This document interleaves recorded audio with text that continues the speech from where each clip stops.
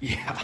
So, you know, we're trying to be redneck and all that. And I didn't remove any motor mount bolts. So, yeah, this thing was held in by just, I guess, a trans mount. That's mint. The bolts are there for the engine mounts. They're just broke. Yeah, so, yeah, I'm going to set up my phone. We'll do a time lapse of pulling this thing out.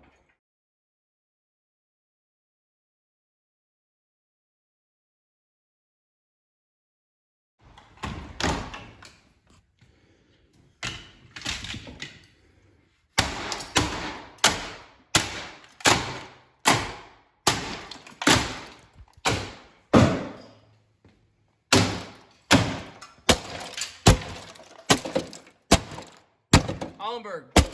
What's up, buddy? Hey, say hi. Hey.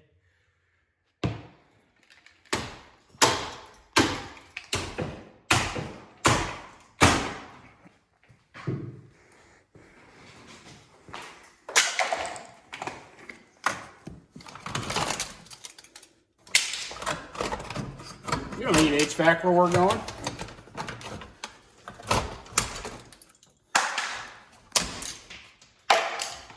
So right now we're pulling out all the wiring, pulling out all the HVAC. We decided just to make our lives easier in the near future.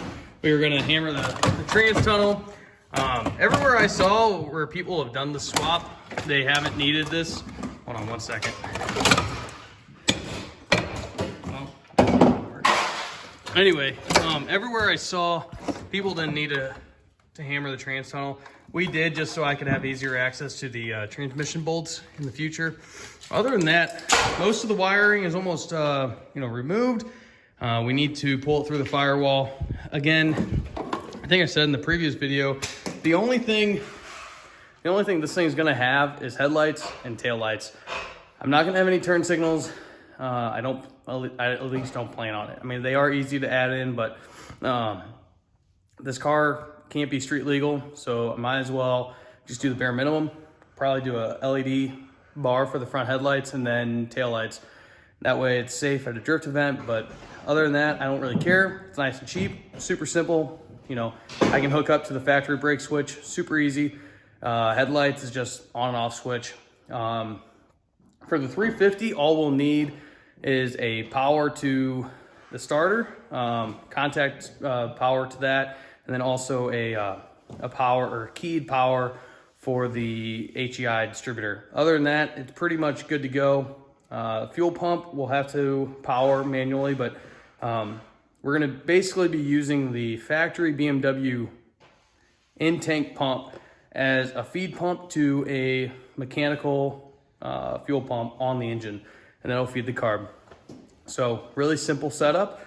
You know, I told you guys in the first video, I want this thing to be as mechanical and simple as possible. That way I can just go out, do laps, and not care about if it breaks or not. But so that's the update for right now.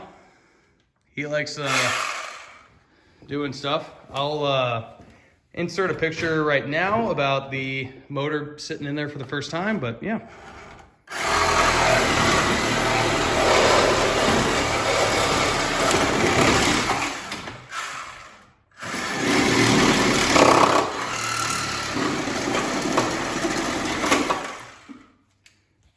You get it through? Yeah. Nice. So we should be able to cut or hammer this through. There we go. When you hammer it and it comes the opposite way. Nice. Heater core should be, there it is.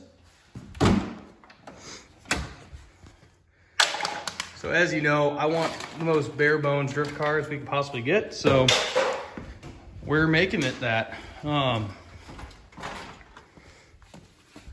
It's gonna be a lot of vacuuming.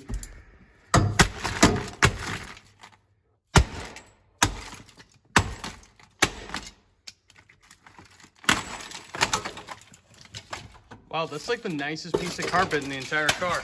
Look at that. Look at that. Helmer, have you seen that piece of carpet? I know. That's fucking nice. Fucking mint. Wait, did you notice this? Notice what? How it's like a piece of straight tube that's been cut and notched, and then this piece is a piece of bent round. How about sizing restrictions? You think? Yeah. Yeah, BMWs. And then the fuse panel, it's like behind the dash bar. That's pretty nice. Removing the crash bar to get the HVAC out is optional. Apparently, if you don't need it anymore. We do need to remove those lines though, Hollenberg. The heater core lines? Yeah, the last two. So. We're getting there. All right, we'll update you whenever we have this all cleaned up. So I really want this to be as like cheap and simple as possible. And I want this to be as light as possible. Just heads up. Yes, I've been drinking. Yes, I might be slurring my words. Yes, Hollenberg just came back from a piss. And yes, there's no engine in this car, as you've seen in all the minutes of episode or videos leading up to this. So anyway, we're clearing out all the wiring inside the car. We're gonna be gutting it completely down to just a shell. Tomorrow it's supposed to rain. If it rains and it's too heavy of rain, then what we're gonna do is pull the rear subframe out, start making supports for that, and then weld the rear diff. If it isn't raining too hard, then we're gonna go hit up a junkyard up in Springfield and try finding a transmission. If we find a transmission, then all day tomorrow, all we're gonna do is try mounting this 350, which it seems like it's gonna be pretty easy. I think we're gonna try using the factory mounts. So as you guys can see, these right here, I have some mounts or some poly bushings from my Miata. They happen to slide perfectly into some 3-inch pipe. And then from there, I have some square tubing. We'll weld those right to the frame rails on the BMW. So pretty easy engine mounts. Transmission mounts, I couldn't even tell you. I haven't even been underneath the car. So we'll figure that out as the time comes. Right now, like I said, we're trying to pull all the engine or all the electronics out, because like I said before, it's gonna be super simple wiring. So that's where we're at right now, and we'll see where we go from for the rest of the night.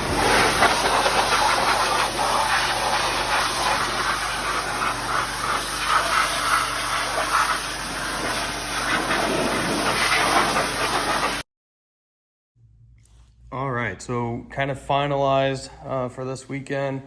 Got everything really nice and clean. The interior, fully gutted. It's still a little wet, that's why we gave up for the rest of the day. I went ahead and power washed everything and cleaned it up. But it turned out pretty good. Found some damage that I didn't see before. If we go down here, it might be difficult for you guys to see, but the sway bar back here had been caught on something and ran into the spare tire well. The windows have this god-awful tint that smells terrible when you remove it, and the tint is the devil to take off. We couldn't go to the junkyard today because it was pouring rain, so no T5 or any manual transmission for that. But yeah, cleaned up pretty good. Just some parts that we need to go get and do some cutting, but we're done for the night. We're done for this weekend. So see you guys.